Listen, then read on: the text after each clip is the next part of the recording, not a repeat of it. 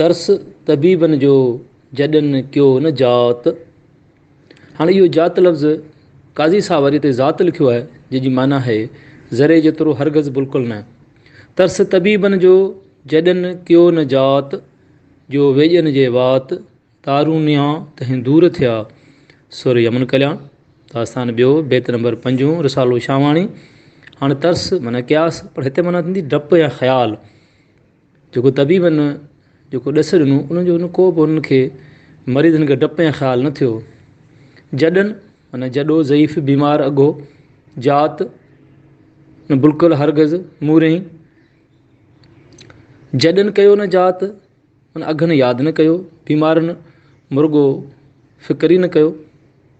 जेकॾहिं ज़ात माना वठंदासीं त माना ज़रे जेतिरो हरगज़ बिल्कुलु। जो वेॼनि जे वात माना जेको वेॼनि वात सां ॿुधायो या जेको नुस्ख़ो तजवीज़ कयो। दारूनुआ फ़ारसी लफ़्ज़ दारू मां वरितलु आहे जी, माना दवा इलाज। दारूनुआ माना दवा खां, बुकी खां, इलाज खां। दारूनुआ तंहिं माना तंहिं दारू खां, तंहिं इलाज खां दूर थिया, नटाए छॾियाऊं, घुसाए छॾियाऊं, लवाए विया। हाणे अचूं था सिटवार सम्झाणी ते।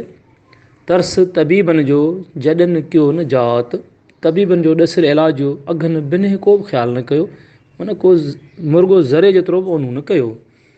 जो वेॼनि जे वात, दारूनुआ तंहिं दूर थिया, जेको वेॼनि वात सां यानी ज़बान सां सम्झायो उन ते अमल न करणु करे शफ़ा खां परे रहिया, महरूम रहिया। हक़ लतीफ़ सच लतीफ़।